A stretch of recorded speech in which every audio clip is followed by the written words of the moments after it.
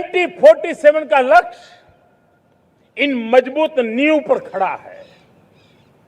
2047 विकसित भारत का लक्ष्य हमने पिछले 10-12 साल में देशवासियों ने जो सामर्थ्य दिखाया है, उस सामर्थ्य का हिस्सा है।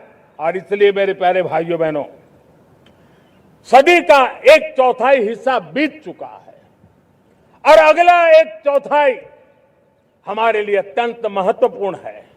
अब हम रुक नहीं सकते हैं, हमारी गति नहीं रुक सकती है, हमारी दिशा तय हो चुकी है, हमें प्राप्त करके रहना है। और इसके लिए हमें अपना वर्क कल्चर बदलना होगा। हमारे वर्क कल्चर को बदलते हुए हमें हमारी सोच को भी बदलना होगा, हमें हमारे काम की गति को भी बदलना होगा। जो काम पिछले 5-7 दशक में नहीं हुए हैं, वो काम हमें आने वाले 5-7 साल में करने हैं।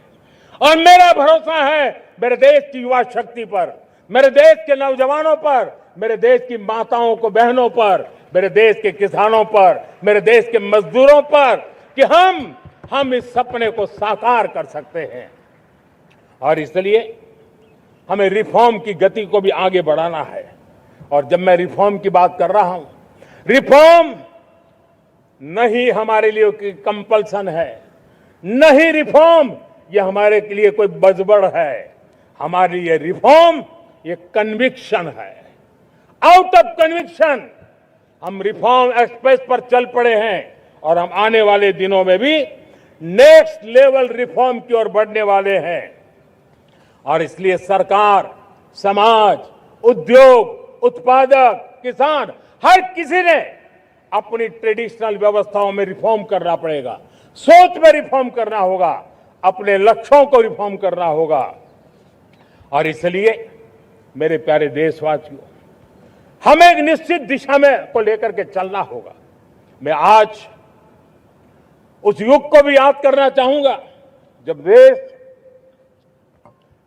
भारत का सामर्थ्य सप्त सिंधु के रूप में हम जानते थे, हम समझते थे, हम सुनते थे। अब विकसित भारत बनाने के लिए हमें नई धारा चाहिए। आज लाल किले की प्राचीर से मैं देश के सामने शक्ति की सप्त धारा का आवाहन करता हूं। आने वाले 5-7 साल में जो पिछले 5-7 दशक में नहीं हुआ, वो सप्त धारा के सामर्थ्य से, शक्ति से हम देश को नई ऊंचाई, नई गति देंगे और नए लक्ष्यों को पार करने वाला सामर्थ्य देंगे। और इसके साथ साथ देश की युवा शक्ति का सामर्थ्य का भरपूर राष्ट्र निर्माण में उपयोग होगा, उनकी शक्ति जोड़ी जाएगी। आने वाले दिनों में जब मैं सप्तधारा की बात करता हूं, सप्तधारा की पहली शक्ति है मैन्युफैक्चरिंग पावर। मेरे प्यारे देशवासियों, हमें मैन्युफैक्चरिंग सेक्टर को बहुत आगे बढ़ाना होगा और प्रोडक्शन बढ़ाने के साथ साथ हमें छोटे छोटे पुर्जे भी बनाने हैं और बड़े बड़े प्रोडक्ट भी बनाने हैं। पूरा वैल्यू चेन हमारा होना चाहिए और उसे लेकर के चलना। हमें कंपोनेंट भी चाहिए और हमें कंप्लीट मैन्युफैक्चरिंग भी चाहिए, कंप्लीट प्रोडक्ट भी चाहिए। डिजाइन से लेकर मैन्युफैक्चरिंग तक भारत को ग्लोबल सप्लाई चेन का भरोसामंद केंद्र बनना होगा। इसके लिए मैं 3 चीजों पर विशेष जोर देना चाहता हूं। मैन्युफैक्चरिंग के क्षेत्र में जो मेरे भाई बहन हैं, ये समय का ये अवसर है, इस अवसर को जाने मत दें। और इसके लिए हमें कॉस्ट, क्वालिटी और स्केल, इसके विषय में वैश्विक मानदंडों से खरा उतरना पड़ेगा। हमारी फैक्ट्रीज कॉम्पिटिटिव हो, हमारे प्रोडक्ट्स यूजर फ्रेंडली हो, हमारा पैकेजिंग दुनिया के लोगों को लुभावने वाला हो, आकर्षित करने वाला हो, हमारा जीरो डिफेक्ट प्रिसिजन मैन्युफैक्चरिंग ये हमारी पहचान बनना चाहिए। हर मैन्युफैक्चरर हर एंटरप्रेन्योर, हर एमएसएमई से मैं कहना चाहता हूं, ग्लोबल मार्केट में हमारी पहचान विश्वसनीयता और गुणवत्ता के आधार पर होनी चाहिए। क्वालिटी के संबंध में नो कॉम्प्रोमाइज, और इसलिए हमारा मंत्र क्वालिटी क्वालिटी क्वालिटी होना चाहिए। यही हमारा ग्लोबल ब्रांड वैल्यू बनेगा। मेरे प्यारे देशवासियों, इस सप्तधारा की दूसरी शक्ति है कृषि और फूड प्रोडक्शन, फूड प्रोसेसिंग। हमें इस दिशा में आगे बढ़ना होगा। हमारे किसानों ने, अब दुनिया के बाजार खुल चुके हैं, एफपीए के कारण हमें एक बहुत बड़ा मार्केट मिल रहा है। हमें वहां पहुंचना है, हमें उस जगह को हाथ लगाना है। हमें खेत से लेकर एक्सपोर्ट मार्केट की ओर जाना होगा। हमारे पारंपरिक खान पान हो, हमारे मिलेट्स हो, हमारे मसाला हो, हमारे फल हो, फूल हो, क्या कुछ नहीं है हमारे पास, वो ग्लोबल ब्रांड्स बनने चाहिए। हमारे किसान केमिकल फ्री खेती को बल देंगे, दुनिया में इनकी मांग और बढ़ने वाली है। और जो ग्लोबल पैरामीटर्स के अंदर हर प्रकार से सिद्ध होने वाले हमारे एग्रो प्रोडक्ट होंगे, तो दुनिया में हम आसानी से पहुंच पाएंगे। मेरी सप्तधारा की तीसरी शक्ति है टेक्नोलॉजी और इनोवेशन। मेरे प्यारे देशवासियों, आज जमाना एआई का है, क्वांटम का है, स्पेस का है, रोबोटिक्स का है, डेटा सेंटर्स का है। पूरी तरह एक नया क्षेत्र खुल चुका है। और इमर्जिंग टेक्नोलॉजी ये भी हर पल हमें चुनौती दे रही है। और इसलिए देश को दुनिया के लिए मार्केट नहीं बना देना, हमें इनोवेशन का हब बनना है। हमने यूपीआई और डिजिटल पब्लिक इंफ्रास्ट्रक्चर में लोहा मनवा लिया है, हमारी ताकत का परिचय करवा दिया है। अब भारत को डिजिटल पब्लिक टेक्नोलॉजी, उसको भी दुनिया के कोने कोने तक पहुंचाना है। भारत को नेक्स्ट जनरेशन कम्युनिकेशन टेक्नोलॉजी में लीड करना है। मेड इन इंडिया 6G हर कोने में पहुंचे, ये हमारा लक्ष्य होना चाहिए और हमें उसमें तेजी करनी चाहिए। और इसके लिए हमारा प्रयास कम नहीं होना चाहिए। सप्तधारा की चौथी शक्ति है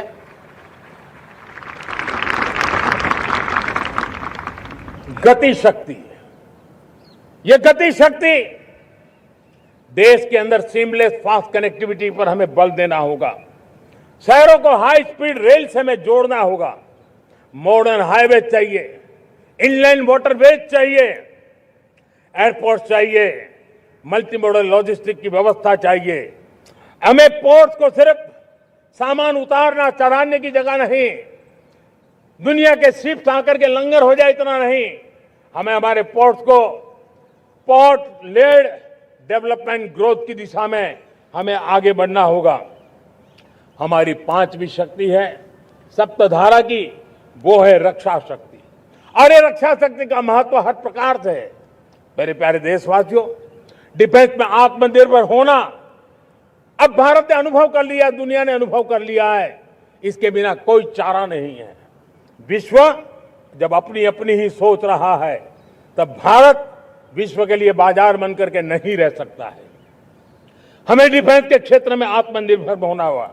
next generation defence technology develop करके हमें ग्लोबल सप्लायर बनने की दिशा में हमें लक्ष्य लेकर के चलना है। हमें ड्रोन, काउंटर ड्रोन सिस्टम को विकसित करना होगा और हाइपरसोनिक डिफेंस टेक्नोलॉजीज, उस पर हमें लीडरशिप लेनी होगी। साथियों, साइबर सुरक्षा भी आज हर घर के लिए एक समस्या बन रही है। वो भी एक रक्षा का क्षेत्र है जिसमें हमारे युवाओं की जो सामर्थ्य है, उस सामर्थ्य का उपयोग हम देश के और दुनिया के लिए कर सकते हैं। हमारी सप्तधारा की छठी शक्ति है ग्रीन इकोनॉमी, ब्लू इकोनॉमी, जो ग्रीन जॉब को भी जन्म देती है। हमें green hydrogen, renewable energy, energy storage, green mobility, green manufacturing in global scale हमें पा करके रहना है। हमें दुनिया जब ग्लोबल वार्मिंग की चर्चा करती रहती है, हम रास्ते खोजते रहते हैं, हम समस्याओं का समाधान दे रहे हैं। और भारत ये ग्रीन मूवमेंट का बहुत बड़ा सामर्थ्य लेकर के चलिए। भारत के पास ब्लू इकोनॉमी के लिए भी बहुत बड़ा अवसर है। बहुत बड़ा लंबा हमारा कोस्ट लाइन है। ब्लू इकोनॉमी के लिए बहुत बड़े अवसर है। फिशरीज है, कोस्टल टूरिज्म है, ओशन टेक्नोलॉजी है। ऐसे कितने ही क्षेत्र हैं जिसमें हम आगे बढ़ सकते हैं। मेरे प्यारे देशवासियों, भारत सप्तधारा की जब बात करके लेकर चला है तब हमारी 7वीं धारा है और दुनिया के लिए इसका अपना भी एक महत्व है और वो है भारत का सॉफ्ट पावर। भारत के सॉफ्ट पावर की ताकत है। आज योग ने पूरी दुनिया को भारत के साथ जोड़ के रखा हुआ है। योग दुनिया के लिए एक ऊर्जा बनता जा रहा है। भारत के लिए विश्वास का बड़ा कारण बनता जा रहा है। जिस भारत के पास आस्था के केंद्र हो, जिस भारत के पास आयुर्वेद हो, जिस प्रकार से भारत के पास होलिस्टिक हेल्थ केयर की व्यवस्था हो, हील इन इंडिया का मूवमेंट हो, हम दुनिया के अंदर हमारे सामर्थ्य को लेकर के जा सकते हैं। हैंडीक्राफ्ट हो, संस्कृति हो, हमारी फिल्में हो, हमारा क्रिएटिव वर्ल्ड हो, वीएफएक्स हो, हमारा एनिमेशन हो, हमारी गेमिंग हो, डिजिटल कंटेंट हो, क्रिएटिव वर्ल्ड के अंदर भारत अपना रुतबा दिखा सकता है। हमने उसको वैश्विक सामर्थ्य के रूप में विकसित करना होगा। आज भारत ने वेव समिट को एक बहुत बड़ी ताकत दी है। दुनिया धीरे धीरे भारत का ये जो world audio visual and entertainment summit है उसकी राह देखता रहता है और वो भारत के सॉफ्ट पावर को, भारत के क्रिएटिव दुनिया को परिचित करेगा। मेरे प्यारे देशवासियों, भारत के पास विशाल वन्य संपदाएं हैं। हमारे पास 100 से ज्यादा नेशनल पार्क है। क्षमता बहुत है, लेकिन विदेशी टूरिस्टों को आकर्षित करने में हम कम पड़े हैं। हमें मौका है हमारे सॉफ्ट पावर के माध्यम से दुनिया के टूरिस्टों को भारत के लिए आकर्षित करने का। हमारा सामर्थ्य हमें दुनिया को दिखाना है। हम ये काम आरा से करें और हम जल्द से जल्द हम इन लोगों, आज दुनिया में स्पोर्ट्स की जो है वो भी एक बहुत बड़ा भारत के प्रति आकर्षण का केंद्र। दुनिया के स्पोर्ट्स इवेंट भारत में क्यों ना हो। कॉन्स्टेंट इकोनॉमी बहुत बढ़ रही है, देश के नौजवानों का आकर्षण है।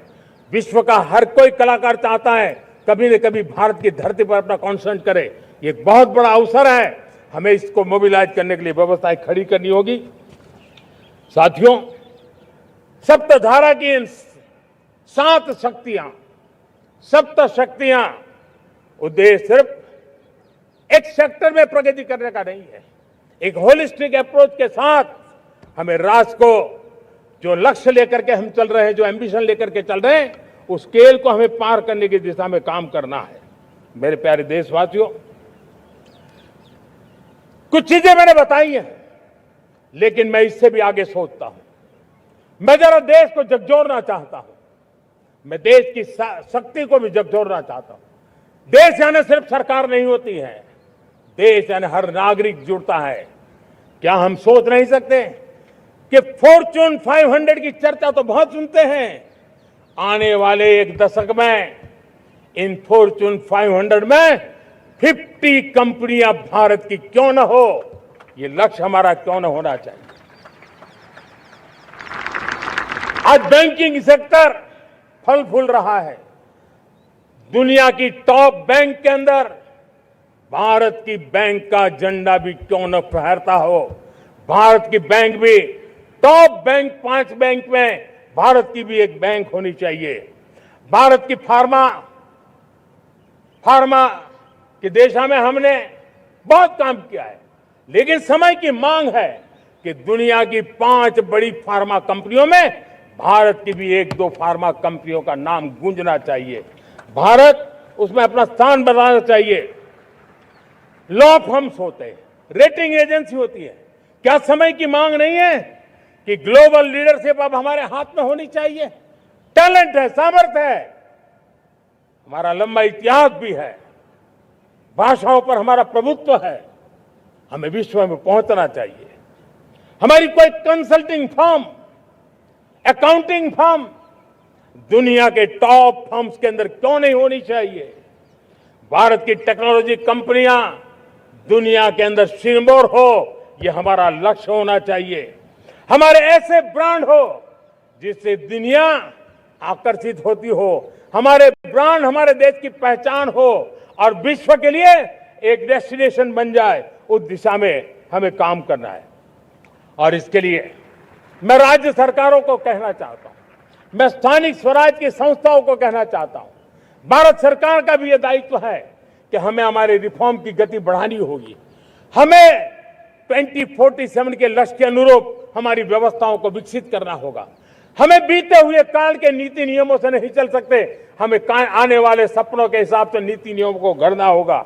और इसको अगर हम करेंगे तो मुझे पूरा विश्वास है और मैं देशवासियों को भरोसा देता हूं, इसी रास्ते मेहनत में कोई कमी न करते हुए हम विकसित भारत का सपना पार करके रहेंगे। हमें सबको मिलकर के चलना है, केंद्र सरकार हो, राज्य सरकार हो, इंडस्ट्री हो, हम सब ने मिलकर के आगे बढ़ना है। हमें रिफॉर्म्स करते रहना है, रिफॉर्म्स को आगे बढ़ाते रहना है। और मैंने पहले भी कहा था, हम रिफॉर्म कंपल्सन से नहीं, कन्विक्शन से कर रहे हैं, लक्ष्य को प्राप्त करने के लिए कर रहे हैं। मेरे प्यारे देशवासियों, जब मैं विकसित भारत की बात कर रहा हूं, देश को तेज गति से आगे बढ़ाने की बात कर रहा हूं, उसका सबसे बड़ा लाभार्थी कौन है? इन सारे प्रयासों का सबसे बड़ा साधक कौन है? अगर साधक है तो मेरे देश का युवा है, मेरे देश की युवा शक्ति है। विकसित भारत की यात्रा में युवाओं की बहुत बड़ी भूमिका है। इतना ही नहीं, विकसित भारत का सबसे बड़ा लाभार्थी भी मेरे देश का युवा है। और इसलिए हमें विकसित भारत के लक्ष्य को युवाओं के साथ जोड़ करके आगे बढ़ाना है। युवाओं हमारी सर्वोच्च प्राथमिकता के साथ हमें आगे बढ़ना है। साथियों, पिछले 10-12 साल में उस दिशा में बहुत कुछ हुआ है। स्टार्टअप इंडिया अभियान, आज पूरे देश में 2.5 लाख से ज्यादा रजिस्टर्ड स्टार्टअप बन गए। देश के नौजवान खुद तो काम कर रहे हैं, अनेकों को रोजगार दे रहे हैं। 1 लाख करोड़ रुपया इनोवेशन फंड भारत सरकार ने घोषित किया है। मैं देश को, नौजवानों को कहना चाहता हूं, आप अपने सपनों को लेकर के आइए, संसाधनों की कमी नहीं रहने देंगे। 1 लाख करोड़ रुपया आपके दिल दिमाग को सामर्थ्य देने का एक व्यवस्था हमने कर दी है। रिसर्च के नए अवसर मिले, डिजिटल इंडिया के नए सस्ते डेटा, ये युवाओं को सशक्त किया। दुनिया में सस्ता डेटा कहीं है तो भारत की धरती पर है। और देश के नौजवानों को नई ताकत दी है। स्किल इंडिया हमने नेशनल प्रोग्राम बनाया है। स्पेस सेक्टर को हमने ओपन कर दिया। नेशनल ड्रोन पॉलिसी हमने बनाई है। खेलो इंडिया पॉलिसी बनाई है। 35 वर्षों तक एजुकेशन पॉलिसी नहीं थी, नई एजुकेशन पॉलिसी लेकर के आए हैं। और इसका फायदा मिडिल क्लास के परिवारों को हुआ है। साथियों, 2004 से 14 आंकड़ा मुझे देना चाहिए आपको। 2004 से 14 हमारे देश में 350 से भी कम यूनिवर्सिटी थी। और आज 10-12 साल के भीतर भीतर करीब 650 नई यूनिवर्सिटी जुड़ चुकी है। करीब 1000 का आंकड़ा हम पहुंच रहे हैं। 2014 के पहले मेडिकल की सिर्फ 400 सीटें हुआ करती थी। आज करीब 850 सीटें मेडिकल की हो रही है। इतना ही नहीं, अब विदेशी यूनिवर्सिटी भी भारत की धरती पर आ रही है। भारत के अंदर विदेशी यूनिवर्सिटी की डिग्री मेरे नौजवान को मिले, इसका प्रबंध भी हो चुका है। हमारे देश के युवा मन बचपन से ही टेक्नोलॉजी की तरफ आकर्षित हो, उस दिशा में हम काम कर रहे हैं। और इसलिए हमने करीब 10,000 से अधिक अटल टिंकरिंग लैब छोटे छोटे बच्चों के हवाले कर दी है, ताकि उनका इनोवेशन और टेक्नोलॉजी के अंदर उनका मन बने। 12 वर्ष युवा, हमने अनेक रास्ते खोले। हम स्टार्टअप ओपन कर दिया। आपने देखा होगा, भारत के प्राइवेट स्टार्टअप 28 साल की एवरेज उम्र के बच्चों ने, नौजवानों ने दुनिया में पहले ही ट्रायल में अपना सैटेलाइट लॉन्च कर दिया और रॉकेट लॉन्च कर दिया। उन्होंने बहुत बड़ा काम कर दिया साथियों। आज करीब 2.5 लाख से ज्यादा रजिस्टर्ड स्टार्टअप है। हमने पिछले दिनों एआई इंपैक्ट समिट किया था। एआई का विस्तार बहुत तेजी से बढ़ रहा है। लाल किले से मैं देश के नौजवानों के लिए घोषणा करना चाहता हूं। हमने तय किया है कि आने वाले 1 वर्ष में 1 करोड़ युवाओं को एआई स्किल के लिए ट्रेनिंग देने का हम काम करेंगे, ताकि हमारा देश का नौजवान एआई की दुनिया में भी नेतृत्व करने का सामर्थ्य। मेरे साथियों, बायो इकोनॉमी एक नया क्षेत्र है। एक समय था 2014 के पहले सिर्फ 60,000 करोड़ रुपए का बायो इकोनॉमी का काम होता था। मेरे देश के नौजवान, आपने क्या कमाल कर दिया है। देखिए, नीतियां जब सही होती है, लक्ष्य जब साफ होता है, तो मेरे देश के नौजवान कैसा करके थे। बायो इकोनॉमी में देश की युवा शक्ति ने सामर्थ्य दिखाया। 2014 के पहले जो 60,000 करोड़ का कारोबार था, आज वो कारोबार बायो इकोनॉमी 20 लाख करोड़ पहुंच चुकी है। दोस्तों,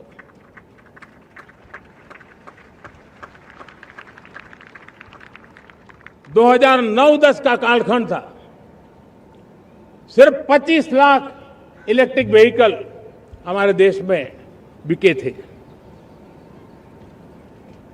1.5 लाख इलेक्ट्रिक व्हीकल बिके थे 2009-10 में। 1.5 लाख इलेक्ट्रिक व्हीकल। इस 25-26 में 25 लाख इलेक्ट्रिक व्हीकल बिके हैं।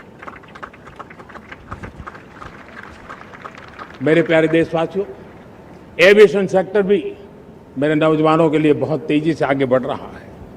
नए एयरपोर्ट, नए रूट, नए नए रोजगार के अवसर बना रहे हैं। मेंटेनेंस, ओवरहॉलिंग, इसके भी कारण देश में बहुत बड़ी मात्रा में स्किल मैन पावर को काम मिल रहा है। मेड इन इंडिया हवाई जहाज बनाने की दिशा में हमने सफलता पाई है। Made in India defence transport aircraft C295 already अपनी उड़ान भर चुका है, सफल उड़ान भर चुका है। ये देश के नौजवानों के लिए, मेरे साथियों, ड्रोन ने भी बहुत बड़ा काम किया है। स्वामित्व योजना, गांव में ड्रोन से स्वामित्व योजना सफल हो रही है। करीब 3.25 करोड़ परिवारों को स्वामित्व योजना का लाभ मिला है और इसके कारण 140 लाख करोड़ रुपए जैसी संपत्ति अनलॉक हुई है, जिसके कारण बैंक से लोन मिल सकता है, लोग अपना कारोबार कर सकते हैं। मेरे प्यारे देशवासियों, हमारे मध्यम वर्गीय परिवारों के सामने एक बहुत बड़ा बोझ बन चुका है कोचिंग क्लासेस की स्पर्धा। हर माँ बाप को लग रहा है कि कोचिंग क्लास में बच्चे को नहीं भेजा तो हम प्रतिष्ठित परिवार नहीं है। इन गरीब और मिडिल क्लास परिवारों की हम चिंता करते हुए हजारों करोड़ रुपए का उनका खर्च है वो भी बचे, बेटे भी अपने आसपास रह सके, उनकी देखभाल हो सके, परिवार पर आर्थिक बोझ न आए। और इसलिए हमने युवाओं के लिए विभिन्न परीक्षाओं की फ्री ऑनलाइन कोचिंग हमने करने का निर्णय किया है। डिजिटल पब्लिक इंफ्रास्ट्रक्चर है, हमारे पास उत्तम टैलेंट है, टीचर्स हैं, उन संसाधनों को जोड़ करके हम देश के नौजवानों को फ्री कोचिंग देने का एक पूरा नेटवर्क हम खड़ा करने वाले हैं। मेरे प्यारे देशवासियों, मैं हमेशा कहता आया हूं, जो खेले वो खिले। जब मैं खेले वो खिले की बात कर रहा हूं, तब मेरे प्यारे देशवासियों, आज भारत खेल की दुनिया में अपनी जगह बना रहा है। अब खेल के पोडियम में भारत का राष्ट्रगीत सुनाई देता है, भारत का राष्ट्रगान सुनाई देता है, भारत का तिरंगा झंडा लहराता दिखाई नजर आ रहा है। टॉप्स योजना ने बहुत बड़ी सफलता पाई है। खेलो इंडिया गेम्स, यूनिवर्सिटी गेम्स,